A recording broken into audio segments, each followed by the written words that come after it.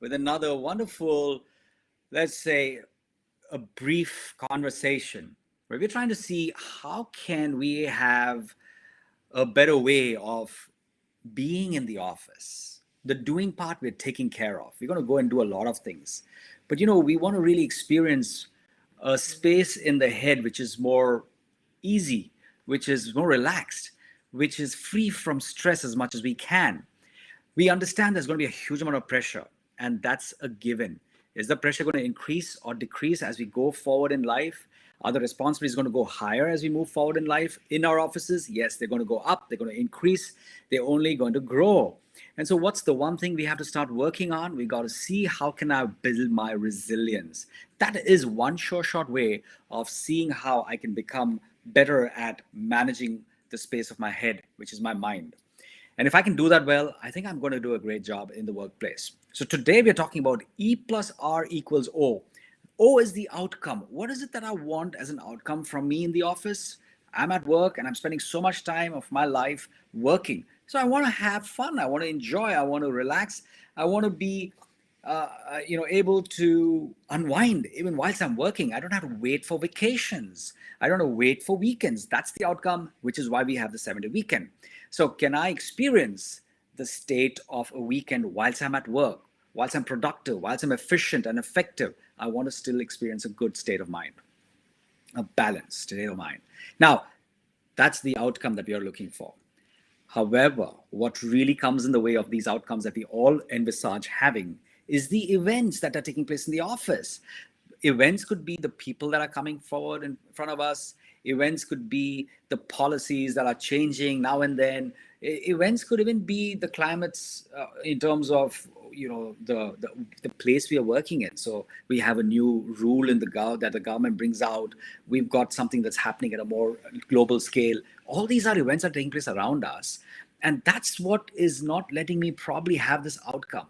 I think I want to have a great outcome, but suddenly an event, which is very tough and tense and pressurized, comes in the way, and it actually takes me off my track.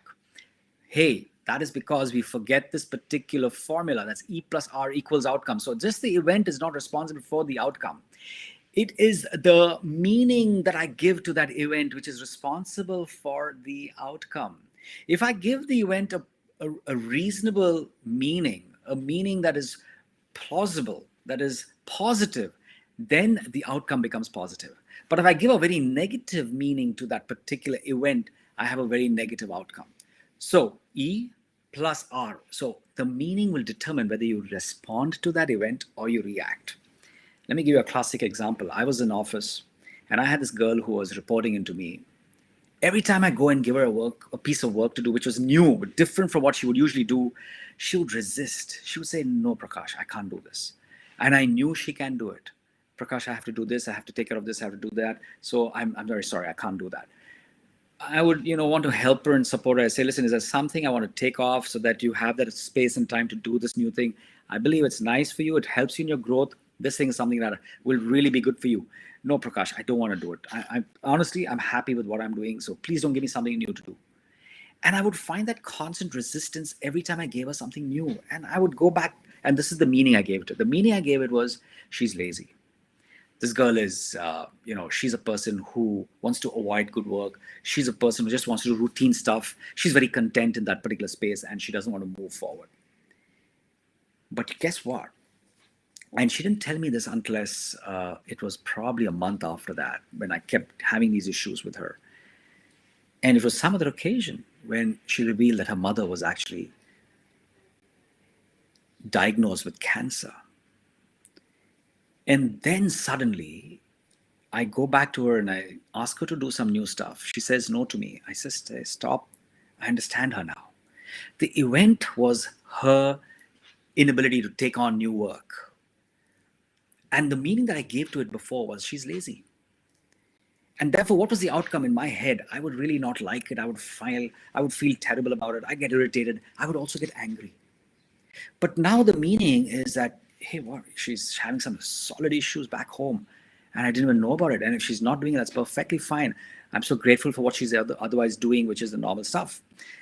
And so now all of a sudden, the same event, nothing has changed. but I just changed the way I looked at it because I changed the meaning of that event. And my whole outcome in the way I would behave, the way I would feel is different. And so it's important for us to start giving benefit of doubt to the events that are taking place, especially when I'm picking up very naturally a very negative connotation. So being lazy is a judgment I made. I cannot and I shouldn't. And that only makes me to react.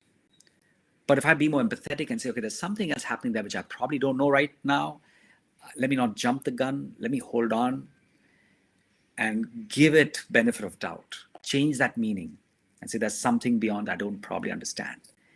And then if you see, your outcome is going to be far different. One very classic thing I want to share with you, and this is something I've seen.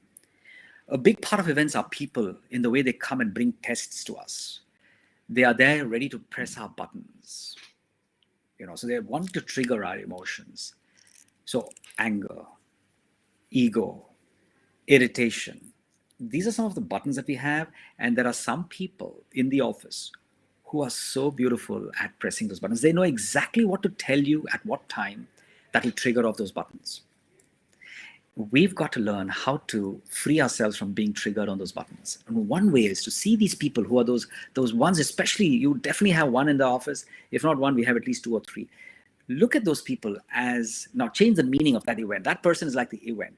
How are you looking at that person? Oh, this person's so irritating. Oh, this person's always making angry. Oh, this person does this. Change that meaning now. How do you want to look at this person? Well, remember, one thing they're doing is they are testing your virtues. So when they're triggering off this particular button of anger, they're testing how tolerant you are. And they kind of push you to that limits, but they're really making you become better with tolerance. So when somebody's teaching you something, is making you better at a particular skill or a particular attitude, or making you better at a particular, let's say, attribute or virtue, they are considered to be teachers. And it's a teacher that gives you question papers to test you whether you've actually passed or not, whether you did well or not. So them doing that are the tests they're giving us. So just imagine, start looking at them now, not as those events that are irritating us, but those people who are actually coming into our lives as teachers. They're teaching us some very important lessons in our lives. How do you look at a teacher? With awe, with respect, and we always look up to them. So tomorrow now, when you go back to that person who's been so irritable, and you start saying, okay, here's my teacher, and they want to come and give me some tests, and I would respect them for that. What a shift it will make in the way I think, I behave. So E plus R equals O. Event plus your response or reaction equals your outcome. And what determines whether you respond or you react is the meaning you give to that event. So with that, I'll leave you now, and I wish you all the best. I hope you have a better weekday and you enjoy the weekend whilst you're at work. All you got to do is remember, you shift the meaning of the events that are happening in your life, give it a more positive context, and see how your outcome changes. All the best and see you next week again. Bye-bye.